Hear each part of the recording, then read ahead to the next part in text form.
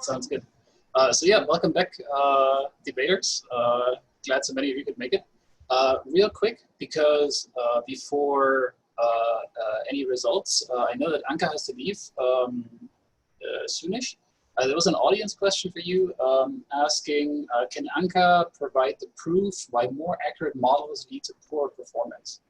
Yeah, so what I was mentioning there was, it's not that more accurate, first of all, it's not that more accurate models will lead to first performance. It's more like you can, so the actual statement is, let's say you're fitting some parameters to your model using real world data.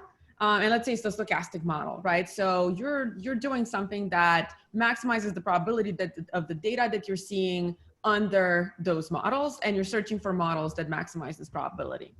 And sort of the thinking is along these lines that, so that's one optimization criteria.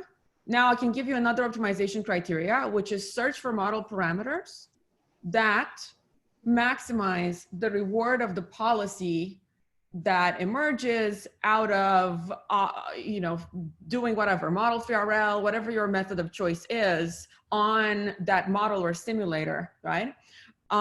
Those are two different optimization criteria. And because of that, you can optimize, they sometimes correlate, so you can increase accuracy, and then that does increase the reward, but that's not the same as actually optimizing for the underlying criteria that you want. And it's this mismatch between criteria that can sometimes lead you to, if you solved the actual problem you cared about, you come up with one model, but if you solve the problem of accuracy, you come up with a different model. I found this so I've been able, I can point you to a paper that we wrote that argues this, but not in the context of simulators, but in the context of models of humans, because that's what I tend to work on. And so in particular there, it wasn't planning with the model, it was trying to run inference with the model. The exact problem set up, and you can shut me up at any point if this explanation is no longer interesting, by the way, feel free to intervene. But what we were studying, yeah, go ahead. Feel free to share, this paper. I think it will be interesting, through the chat, and then we can. I think I'll do that. I'll share it through the chat, and I'll give the caveat that it was on human models, not on building a simulator that then you train a policy on. And we were looking at the inference versus the accuracy, and the inference was worse despite the accuracy being better. Sort of leads me to believe that these two objectives are in general going to be different. But what Anka says should apply to everything we do. For example, in exploration and reinforcement learning, we don't want to maximize some information criterion that has nothing to do with the task. We want to maximize reward, which is a very different thing. It means you don't want to learn everything, you want to stop learning. And that involves, bounded rationality, bounded learning, bounded perception. Pretty much everything we do should be in terms of how good is your performance on what you care about, not are your models accurate? Have you learned everything there is to learn? Yeah, I agree with Chris. And I guess I was trying to say even more, which is at some point, gathering more information can be harmful rather than beneficial, despite the fact that it is increasing your accuracy of your model. And of course, Dieter then said, well, but that can't be the case if you have a perfect model.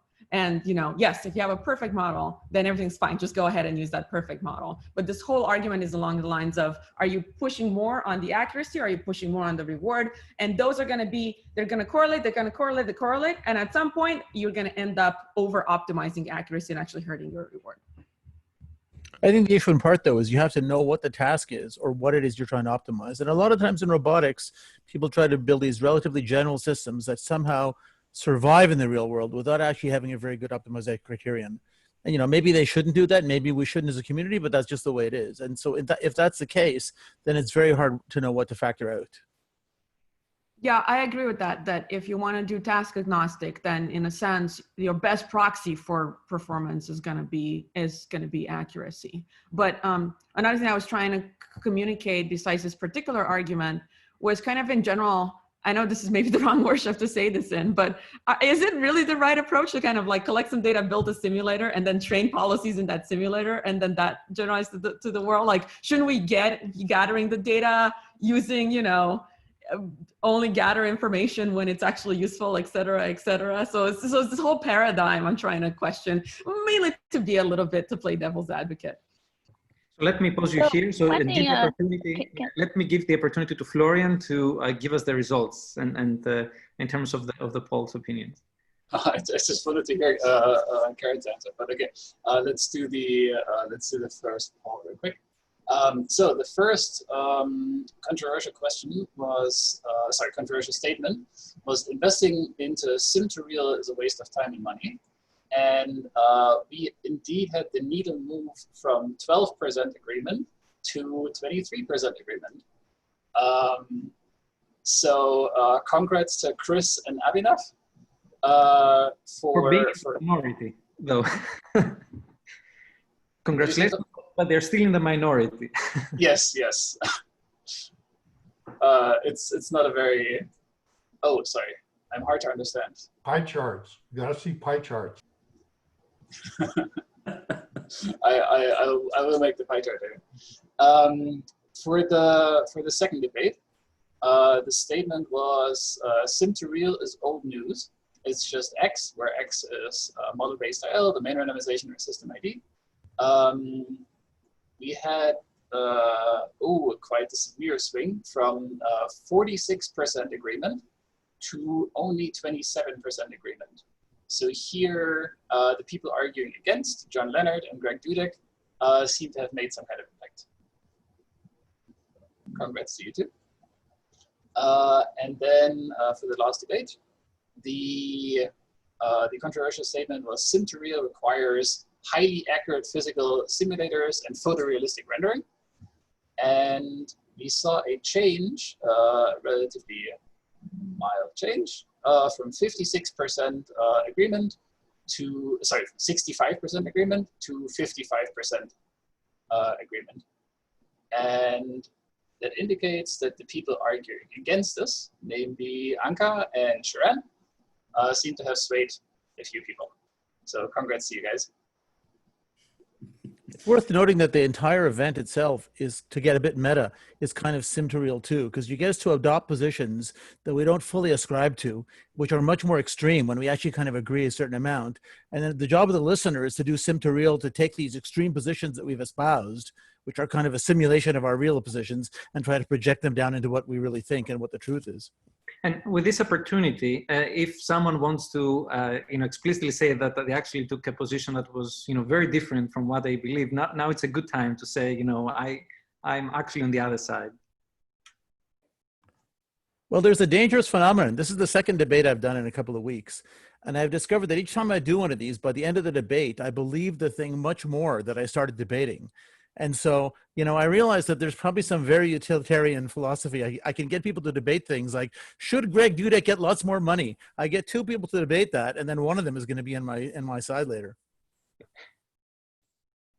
I would say that I have a much more balanced view on the utility of Sim2Real than perhaps I presented. Let me also say that it's more meta than you think. Since we're all a simulation, probably in another simulation, we're a simulation discussing the utility of simulation to model and understand simulation reality. The matrix. Does anybody want to comment on that? I like that, but I think I have to do this after a drink. So I think in a lot of the debates, the question about the relationship between simulation and models was fundamental. And, there are model-based approaches, there are model-free approaches.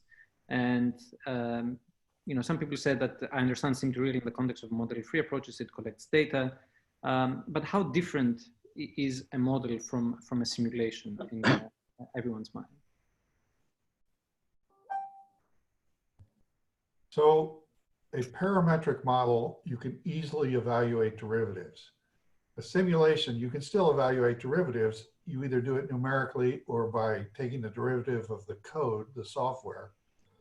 But it's really nice to have derivatives and neural networks, any kind of parametric model, you can get derivatives fairly easily.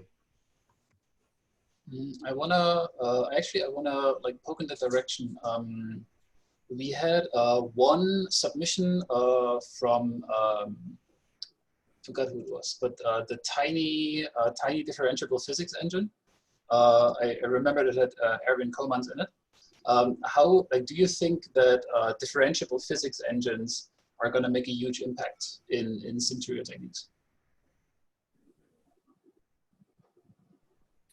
I think they'll have a big impact, but I think closing the gap between simulation, even if it's model-based simulation, and the real world is a huge issue, and many, many techniques will be needed. And I don't think that one technique alone will come even close to solving the problem. The measure of the quality of the simulation is whether the Jacobian of the simulation, in some sense, you invert one Jacobian, you apply them to each other, and there is a test of the eigenvalues of the resulting matrix that tells you if the simulation is pushing you in the right direction in terms of improving a policy or learning something. And your simulation only has to be that good. Okay. So to tie this in with Anka's I just want to on that note, I mean, I think it's the problem is the singular phrasing of the simulation. I think that's something we really need to be questioning, which is namely the idea that simulations are deterministic. And if there's a derivative there, that's going to be one derivative. But in fact, the simulation should not be deterministic. The world isn't.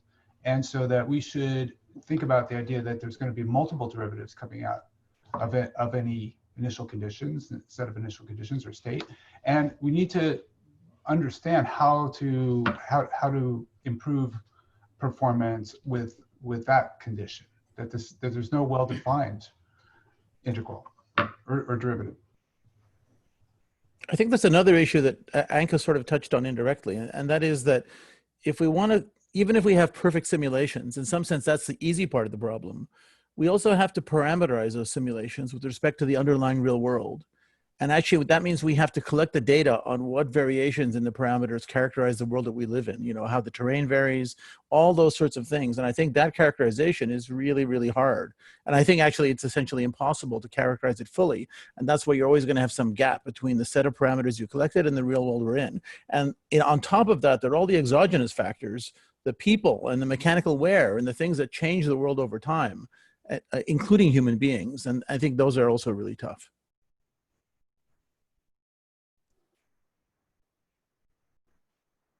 Okay. There is with respect to this, there was an audience question earlier from Arpit, and I'm paraphrasing. Should sim-to-sim papers or papers that only show simulation results be rejected from robotics conferences?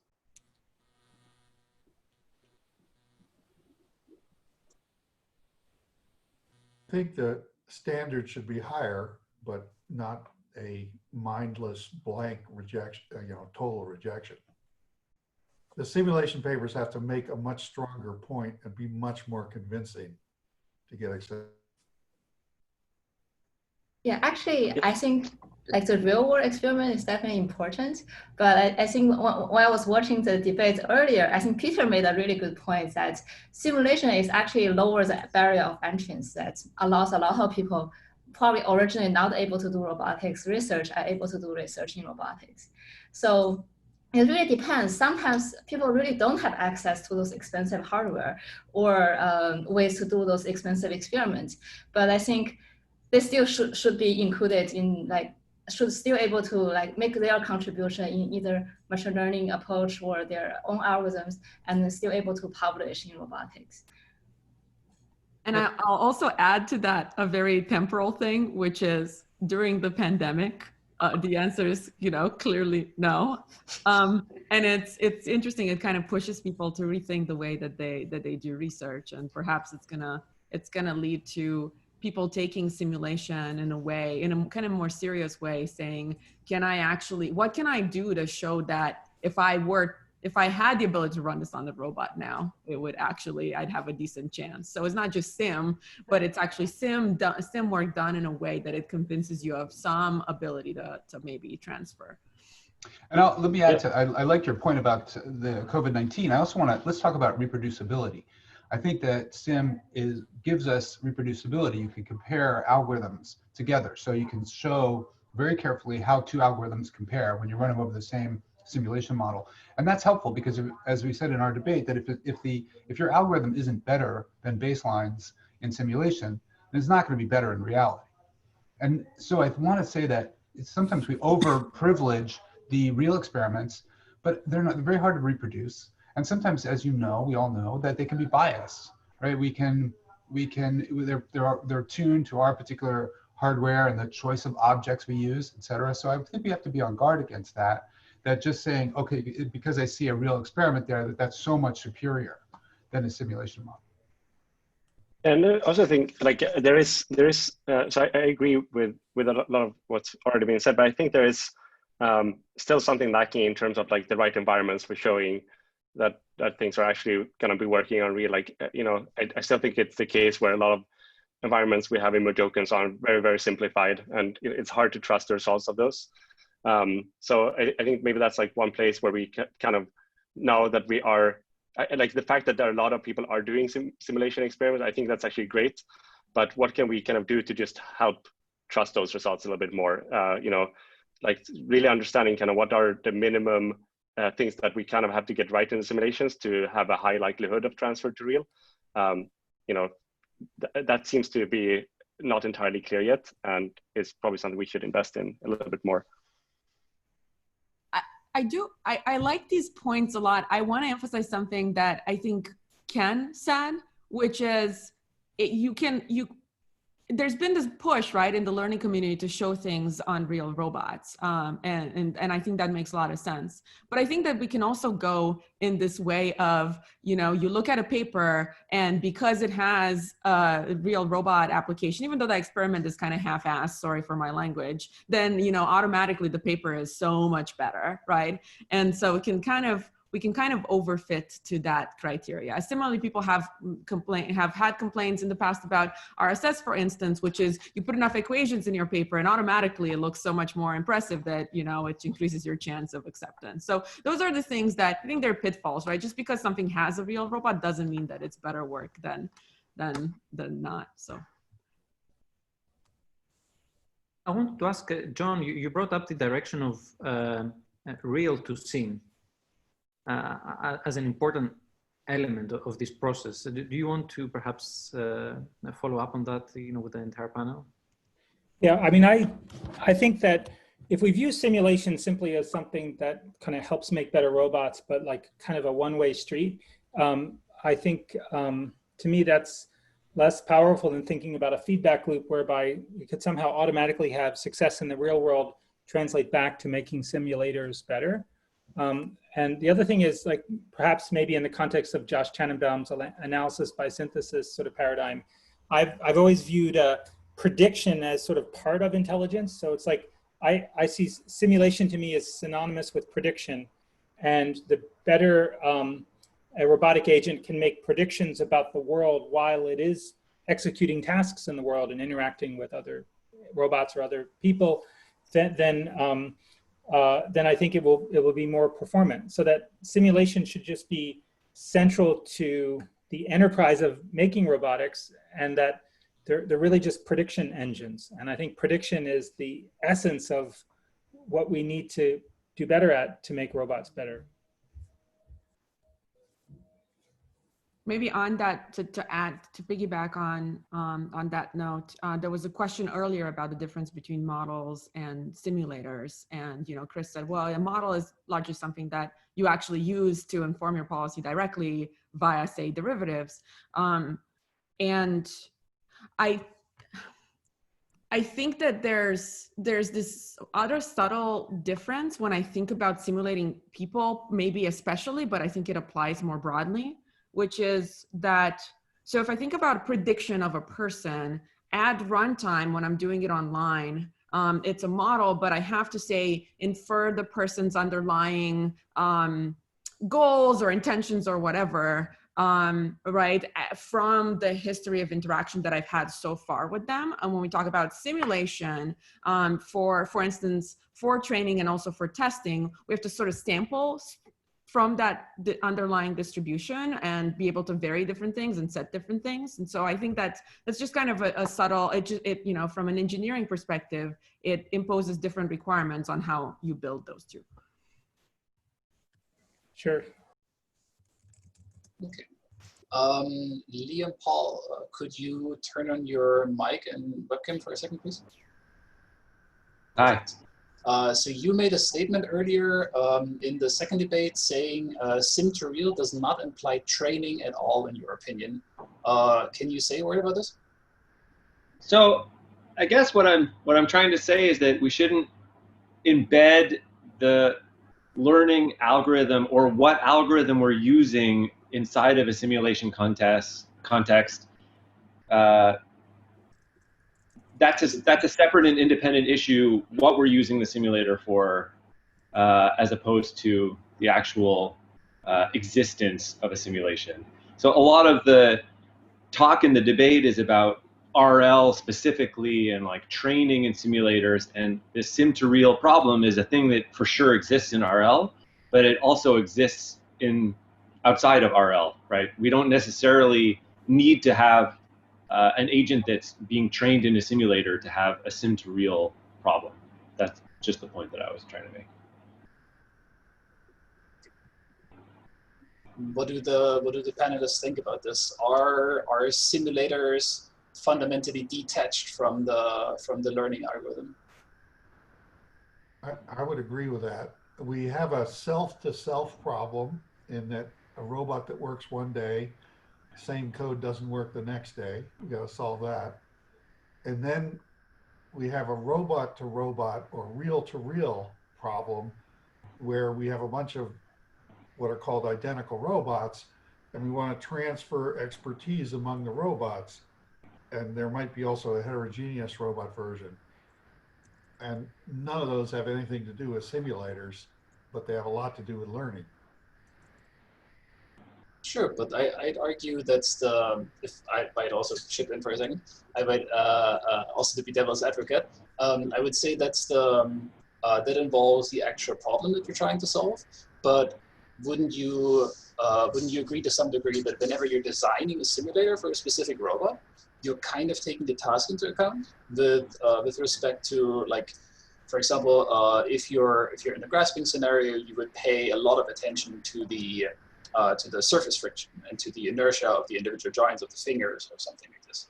Like the simulator that you're designing is always related to the intention behind the simulator. I think that's possible, but I think most people just use an off-the-shelf simulator. You know, it used to be ODE, or even way before that, something called ST-Fast for rigid body stuff.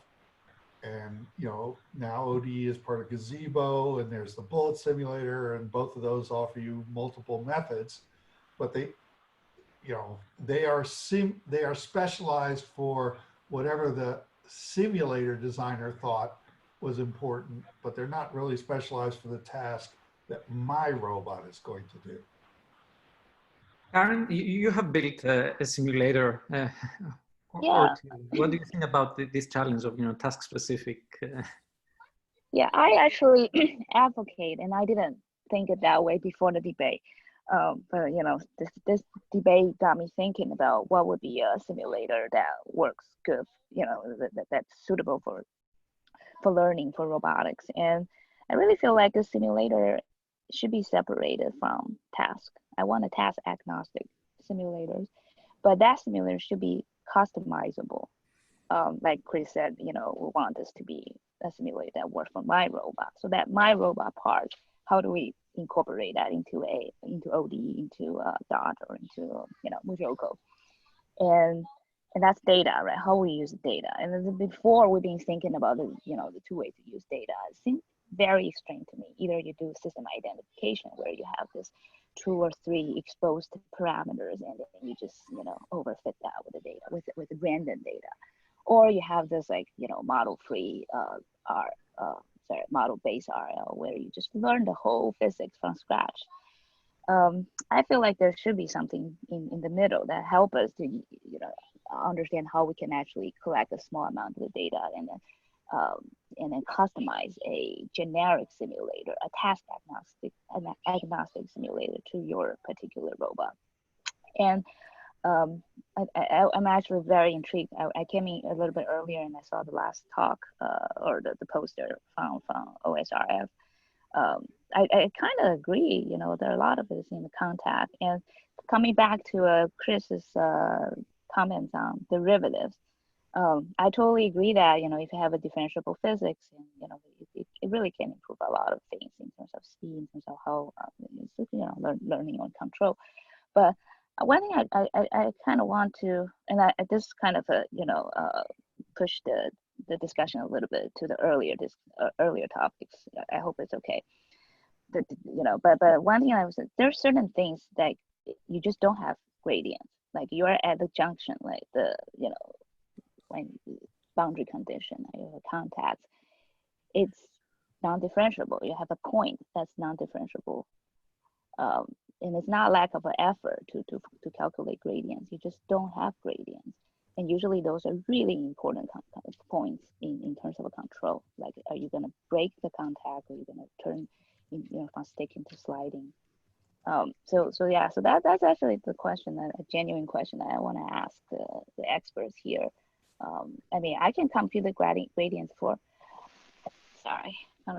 you know, pretty much, you know, as long as it's the dynamic, the differential equation is differentiable. But there are just places that when there are bound condition and constraints, I can't do anything about it. So, yeah, I guess that's a question that, you know, coming back to Chris. Maybe like one follow-up, one kind of statement I would like to make here is kind of, I think there's a relatively high chance that the simulators we have today is all we need to kind of get really, really far in terms of kind of getting robots to do extremely interesting things. And I think there's still some tuning you need to do in, you know, in setting the kind of making sure that you don't have weird penetrations in objects and stuff like that for some of these simulators, but those are pretty easy to get around. And you can, if you just set the parameters right. And it's at least if you want to go, if the approach you want to take is kind of more model-free methods, and there's definitely going to be other ways to kind of go after you know, solving various robotics problems. But like if you take that approach, I think there's it's highly likely that what you need to learn is like strategies for dealing with a changing world and dealing with different kinds of objects. It's more about learning like meta learning strategies for dealing with the world rather than kind of knowing kind of the very realistic physics of the real world. Because like the world we interact with as humans change all the time. There's just a huge distribution of ways the world can change. And also like humans are just really, really good at, say, playing a new computer game where the controls are completely new. We pick it up really, really quickly. And the question is, can we get our robots to kind of, or our algorithms that would be running on the robots to learn these kind of more principles of adapting to a changing world? And for that, I kind of think that, you know, we have the right simulators already to solve that. And it's a matter of then learning in those and transferring to the real world. I guess I would disagree very strongly. Like the world is very big and there's a lot of things we can't simulate well. I mean, Mabel talked about tactile simulation, which I think there's a lot left to do. And, you know, I do work underwater, right? The simulators that really simulate the underlying phenomena in the ocean. And that's not just the contact of your robot with the water, but everything around you, or things that are out in the wild in many other domains. I mean, there's a lot left to do in simulation, not to mention people, right? Like the #1 job of robots is to interact with people. That's really all that matters. Nothing else matters in the long run. And the simulation of that, we haven't even started, basically. Yeah, you've started, Anka, but you're the only one. I agree that people are really hard to simulate and we're nowhere near, but I would also agree actually that there's a lot of situations for which we're nowhere near and just domain randomization is not going to help. So I have to skedaddle to this other panel, but I want to take the opportunity. Kostas asked us, where do you stand relative to what you argued for? And I think, I believe in some of the things I argued for, but a lot of it was also just, arguing because I had to. I obviously think that modeling, at the very least, I don't know if we call it simulator or models, but I definitely think that modeling is very important. And that even though I do believe that at some point epsilon, we should no longer go for accuracy. So you could take that antagonistic view of the debate statement. I think we're very far from that. There's still a lot of accuracy to be gained that would be really useful. That's where I actually stand. And on that note, I'm gonna skedaddle. Thanks so much for organizing this, and lovely to see all of your faces. And thanks. Anka. And Ken, I think you pointed us to a paper in terms of domain randomization. Do you want to say something along these lines? Yes, thank you. I've been thinking about this, and actually Peter and I talked a little bit about it in preparing for this debate. Was the idea that tuning the simulation to reality is an interesting direction for research. What we mean by that is that you start with a simulator, it's very imperfect, and then you somehow, it's not a one-way path. You actually do some experiments in reality, then you go back to the simulator and you tune it, and you go back and forth. And there seems to be some value there. I think that especially for, let's say, to the points Chris was making, that there's some robot-specific aspects, there's some task and material-specific aspects. If you want that to work on that environment, you're going to want to tune your simulator to as close as possible, with the understanding that it's not enough, that it's never going to substitute. But if you can, this whole cycle of going back and forth between reality and simulation, I think is really exciting. And so Dieter's paper that came out last year is one exploration of this. And so is actually all the work that Peter and the group did at OpenAI on the Rubik's Cube, right? They went back and forth. Yeah, actually, I have a question about this, going from real back to sim. So first is that is how you design the simulation system or how you formulate the physics problem. Well, that's largely limited how good you can do this real to sim transfer. If you, for example, if you just expose a few parameters, that's basically system identification. So then to which level you let them to adapt, to learn, like how to design the simulator actually can learn. Is there like a new ideas around that direction?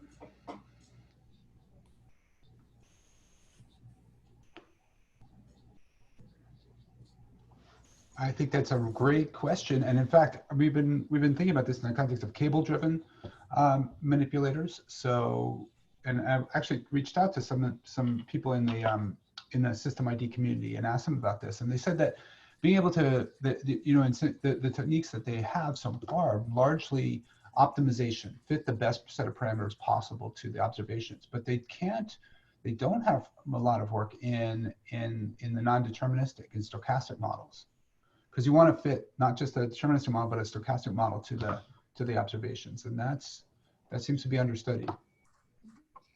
And is that possible that, for example, the simulator is actually completely a learning-based model? And in that case, then it basically exposes all the parameters that allow the real to sim transfer. And will that provide us better simulation instead of like physics-based simulation? Is that something that we should go for? It's also I feel like it's space to explore, right? In order to build such a simulator, and potentially again the data requirements question arises in this approach. Yeah, I definitely feel like there is some value being able to kind of really adapt the simulator to the real world, especially, I don't know if like domain randomization is going to be the right way to kind of transfer out of sim, but I think it is an approach that seems to work pretty well. But it's also kind of really like if you kind of think about it in the limit, it's really compute intensive, because like you're going to randomize everything. That's not very realistic. If you have going to have like all kinds of different like unrealistic friction, how do you keep that?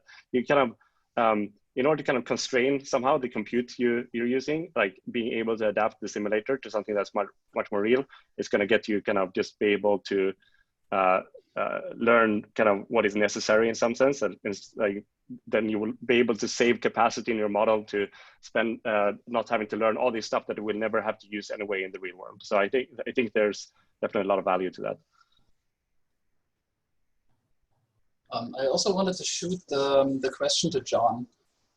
John, do you think, like, for aquatic robots, we're quite there in terms of having the right simulators, and it's all just a question of like finding good parameters, or do you think we're still lacking something?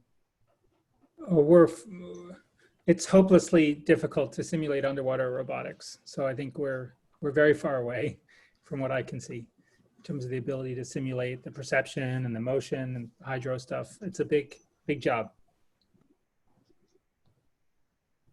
So I kind of want to ask this question to this community, and it's not exactly related to the previous question. So the way I think about the question of the debate is whether we should invest more making our simulators better, or invest more on developing new techniques, control techniques mostly, to work around flawed simulators. And the answer is probably not either or. We probably should do both. But I feel like right now the community is moving towards the latter. You know, we just sort of accept these are the simulators we have, and we're just gonna, you know, domain randomization, adaptation, or whatever, to get it to work for this particular task we care about, and then we publish.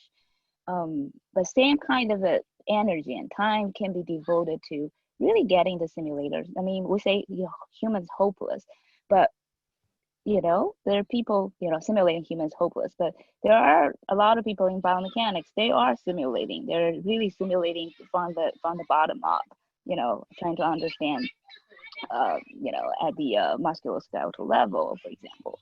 And should we do more of that?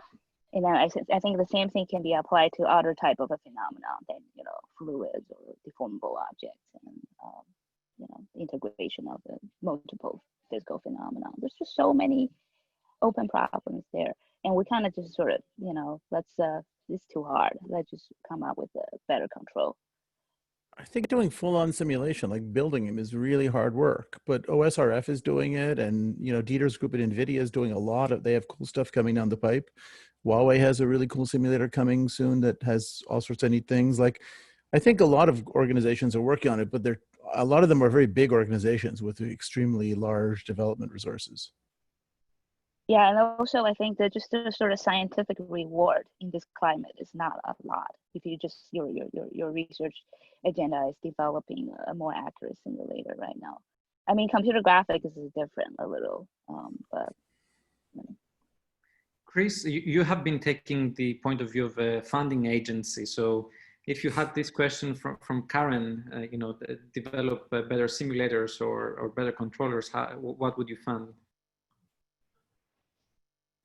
I actually would try to get the learning people to simultaneously use multiple approaches, one of which is building a better model and perhaps an abstract model, or well, let me try again. In computer animation, to do fast animations, one of the things they do is have a very complex simulator churn out results, which they then fit with a very crude parametric model so that in real time, they can make pictures that look realistic. We did a similar thing where we generated a couple 100,000 optimal trajectories, and it turned out you could trivially fit them with one big quadratic. So if you use optimization, or you know, you can view physics as, or mechanics as optimization, there's a lot of underlying simplicity which a system could learn in addition to learning a particular task. Maybe it falls under the category of learning to learn, but you know, I think we should have not one simulator, but many simulators at many levels of detail, which are all being, you know, improved as new data comes in simultaneously. That's what I would be looking for as a funder. Okay. Thanks. I would like to give another audience question a shot.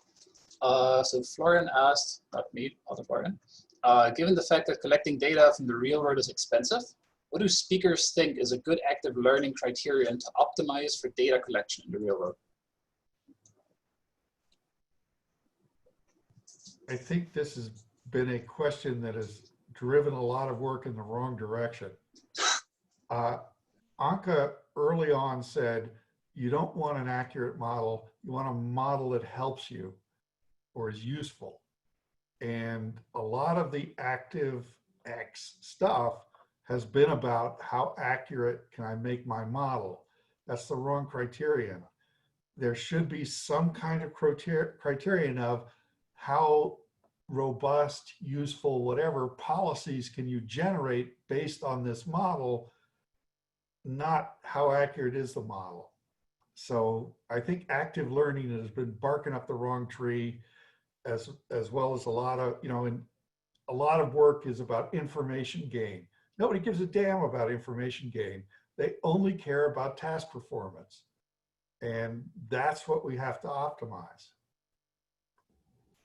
Actually, I'm not really agree. I think if you really only optimize for a task, first you kind of have a task in mind, and also means that what you learn is not really generalizable. I don't know, but I think information gain, like active perception, those kind of things, maybe it's a good way for meta learning, right? You get the information as much as possible, and then it's easy to adapt.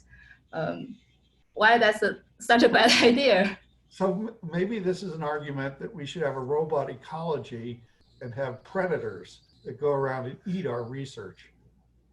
Then there is a task, always, which is survival in this world and, passing on your genes to future generations. If you just say, I want to do information gain, the system will waste huge amount of resources learning everything about everything, most of which is not useful.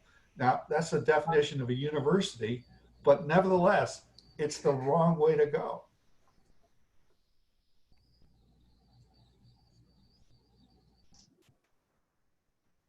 Okay. We have another question from Ankor here. Ankor, could you turn on your video for a second? Yeah, can you see me? Yeah. My question is to Greg and John. They brought up the idea of having conference on Sim2Real, particularly given that the field is expanding. So I'd like to know how everyone feels about it. Is it the right time to think about it, or is it still good enough to have it as a workshop in various conferences? Well, I don't necessarily want to proliferate more and more conferences, but it does strike me how big the robotics community has gotten, with thousands of people at ICRA and RSS and IROS. And I wonder if there's a way to somehow bring folks from more disparate parts of robotics together with the Sim2Real kind of as something to try to promote a certain, building bridges across non-traditional paths, like the folks that wouldn't necessarily interact with one another. That's more kind of the spirit that I was suggesting it.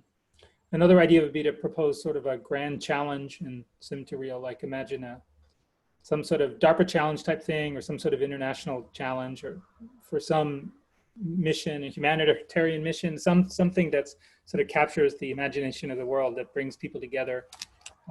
Maybe there's some way to create a community, but my ideas are fuzzy. Greg, you're muted. Although John claims his ideas are fuzzy, they're strikingly similar to my own on that, in the sense that, I think one of the things that characterizes robotics as a field, in a way, is the way in which we continue to have a giant meeting that brings together all these disparate areas. And I think that's a really valuable thing. And I think Sim2Real is an important thread within that. I think having a way of coalescing some of the people who do this kind of stuff is important, but I think workshops do pretty well. And in fact, my sense also is that these days, the distinction between conferences and workshops is getting really blurry. I mean, if you look at RSS right now, I have a sense that there's going to be at least as much participation in these workshops as there is in the mainline conference. And certainly that's true of CVPR and other big conferences. So conference, workshop, I don't know if there's a big difference for me. Just as long as, as long as we recognize that this is a thing and that people addressing this thing have to talk to each other and maybe hopefully review each other's stuff. So there's a certain sadness to see another iceberg break off. You know, we at CMU formed a machine learning department. That was both a good thing and a bad thing. The bad thing was that there was a lot less work aimed at applications. And, you know, the question of where does robot learning live when you've got a department full of people who think learning divorced from anything else is a fundamental phenomenon, which I question. And I would also question whether Sim2Real divorced from robotics or some other application, that there's anything fundamental there. But, you know, maybe I was against having applied math departments as well. So it's a little hard to say. So the key thing about Sim2Real is to get to real. I think most of us kind of agree on that. Yeah, and Sim2Real for robotics has the application. But Sim2Real for controlling weather is going to be a completely different ballgame. And it should be a wing of the, you know, the whatever it's called, the weather people, their conference. And, you know, Sim2Real for robotics should be fundamentally grounded in a robot context.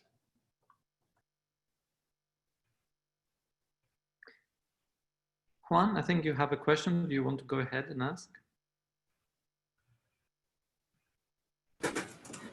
Yeah, so I guess maybe this is directed to Karen, who was talking about this, pursuing this modular and multi-purpose simulators.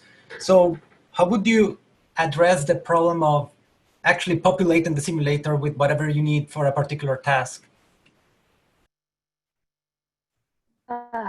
So I took a little bit more extreme stance during my debate. I assume that the world can be modeled as detailed as needed with sufficient engineering effort. But I don't think it's that easy. And to your question, I think you are asking the question of two parts. One is how do you do modularized,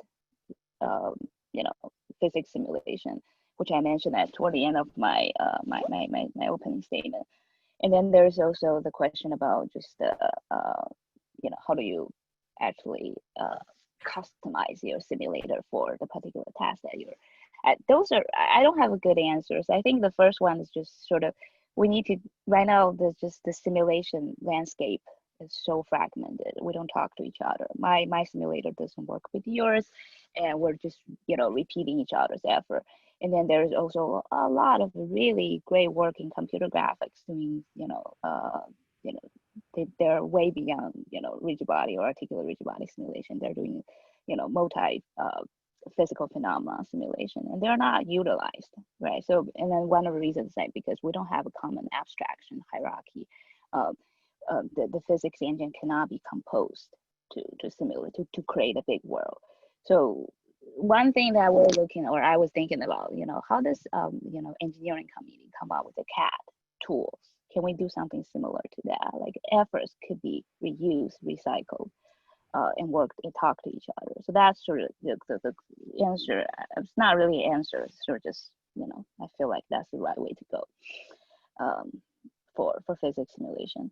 And the second part was the customized part. How do you customize your simulator for particular phenomena of interest, or your hardware? I actually don't have a good answer to that. I mean, really looking into the part, I feel like the hardest, which is boundary conditions. I feel like that is where, physics is fuzzy, and that's where data will be useful. And like for robots, like the kind of things I'm interested in, manipulation and local motion, that will be contacts. Like we definitely will have to come up with some better empirical contact model than the Coulomb friction model to be able to capture the real world right now. So that's very, very thin slice of research problems we can look at it, but that's sort of relevant and to my own research. But I really feel like more people should be really thinking about, improving the physics simulation instead of just, accept that. This is Dieter. Can anybody hear me? Yes. Hello? Yep. Oh, awesome. I finally managed to connect. Sorry. Yeah, I think actually that the whole idea of content creation is one of the biggest problems we're facing right now, actually, right? When you look at the big successes in the graphics community, like generating faces with these networks, or all the big successes in ImageNet-based contrastive learning or so, I think we're really missing the kind of data that we need in robotics, right? We're pretty good at coming up with small scenarios, for example, for manipulation, but if you want to generate really a huge variety of scenes with also photorealism, because I think we need to tightly integrate perception and control, and that's of course where simulation can really help. If we can generate these scenarios, then I think we can make really big progress. But the lack of that kind of data is, I think, one of the reasons why we're clearly not there yet where the people are in graphics. And another problem, of course, in that domain is then that the kind of problems in robotics are just much harder, because it's always about 3D and context and physics.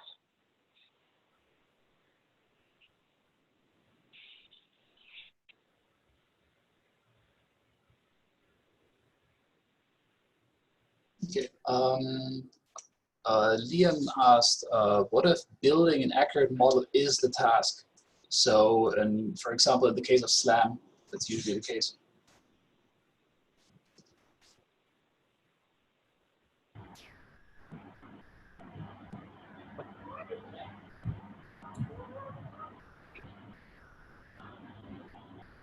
Especially since your work, how do you feel about this?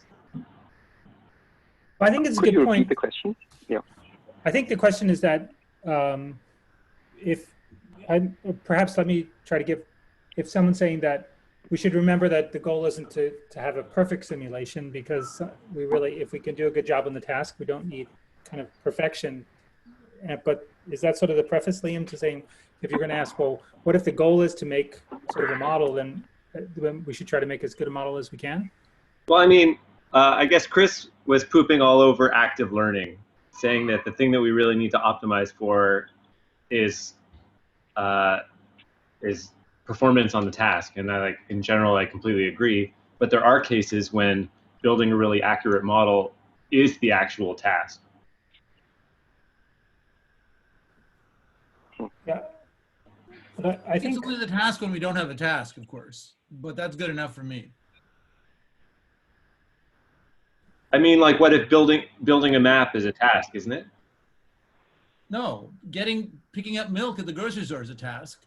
Building a map is what you use. Now, the thing about building a map is it lets you do 100 tasks. So it's a general functionality or an attribute that lets you solve a task. So Google and I guess Apple separately make maps for their navigation system. Those support a wide range of activities, but there are stringent design goals and constraints and requirements. They're not operating in a vacuum. It's a little arbitrary, right? Like, is learning calculus a task? Well, it is if you're a student in calculus. But for most people, it's a tool that you're going to use to solve some physics problem. To me, I go back to sort of the dream of sort of long-term autonomy, robots that we can sort of turn loose in the world and be confident that they'll act safely and robustly and they'll get better over time. And I think that if we create systems that can make models of the world and develop the ability to predict their actions, at a minimum, we'd like them to have measures of uncertainty to sort of know the limits on what they can how good those capabilities to make predictions are. And maybe a map to me is just a prediction of what the world looks like. And I would like to aspire that we can get better and better predictions over time. And maybe then your task, maybe you have a scientist that wants to map a hydrothermal vent field in the ocean, then the task is to produce an accurate map and you want it to be as accurate as possible. But maybe other tasks, it's going to be, your ability to manipulate objects and so forth. So I kind of see both sides of the picture, but I think ultimately we want systems that are kind of self-aware of what the limits are, and maybe that aspect is important. As we're getting close to the end, I think we have one last question from Sebastian that perhaps we can wrap up with. So, let's do some domain randomization here. My question was, I wanted to follow up on what Dieter was saying about the lack of data for content creation robotics. And so he brought up this comparison to ImageNet. And I was wondering, what would be the ImageNet for robotics to build like these great simulators that we actually need? What would such a data set look like? I could try to take that. So ImageNet was a big inspiration for DexNet. And it was a labeled set of images. This was for supervised learning, but in our case, it was three-dimensional models labeled with robust grasps for those objects. And in fact, actually examples of both robust and non-robust grasps. But that was computed separately using physics models of the grasp. So, and we had some 10,000 objects, but I think that it could be expanded enormously. So I think what Ken just said, that was actually, I think, a really great step forward. The only limitation I feel like is still that it's somewhat static in a sense, right? What we really need for robotics is full kind of simulation environments, right, in which you can test your stuff and collect data in these environments. And the key thing is with these environments, then they have to have kind of the variability that you will observe in the real world later on. And that is still a big question. And that maybe even relates to this notion of, that's an advantage if you have more structured simulators. Maybe for these structured simulators, it's also easier to generate a wide variety of environments, but I myself, I'm not sure about that even. But perhaps not just simulation environments, like that there is a robotics lab and there is a shared simulation environment that models it. And you go back and forth between that real experiment and the simulation world. No, absolutely. That's, for example, why we did in the NVIDIA and the robotics lab, right? We have this part of the IKEA kitchen, and then we have a fully simulated version of exactly that kitchen that's also kind of trying to be photorealistic. But I think we need many more of those kind of things. I guess I want to mention one more thing that I think makes simulation and the connection between simulation and reality so important is that I think many of us aspire not only to building a robot that can work perfectly in the world. I mean, I can do that already by just reproducing. I want to understand what it takes to interact in the world. And I think if you have a simulation, then you can play games where you change the simulation and understand the nature of the models that are being built, even if they're being learned tabula rasa, like from scratch, ab initio, as Ken said. And so that's super valuable. Right, so sensitivity analysis, for example, if you can take a simulator and you can basically check it over various different friction values, or see if it's robust to center of mass or other properties, deformation properties. That doesn't prove that it's going to work in reality, but it helps to give you some insight that the algorithm is robust, and then you go and test it.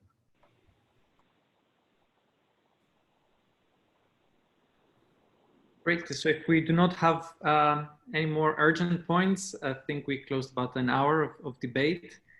We would like to thank all of our panelists, all of our poster authors. I think this was really educational. Thank you for your contributions. Thank you, organizers. Thank you. Yes, thank you. Thanks, everyone. Thank you all. It's very fun. Thanks, everyone. Wish we were in person. Yeah. See you. See you soon. And huge thanks to Sebastian as well for pulling everything together and making sure everyone is on the same side and like helping us lift this massive endeavor. All right. Well, hopefully we'll meet in reality soon. If there is one. If there is one. The next edition of this workshop will probably be fully running in simulation. You heard Chris. We've been there for a long time. Great. Thank you all. Have a good rest of your day.